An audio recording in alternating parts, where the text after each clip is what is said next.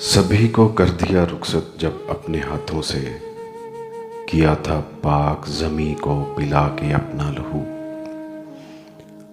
झुकाया sir को कुछ ऐसे के हिल गई धरती।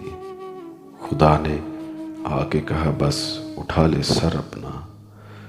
ये मैंने मान लिया है कि बस तू मेरा है।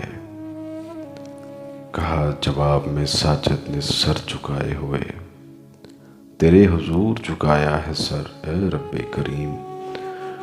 नहीं उठेगा ये ऐसे अधूरे सजदे में, करूँगा इसको मुकम्मल मैं ए खफी व जली। हुसैन इब्ने अली हूँ, हुसैन इब्ने अली।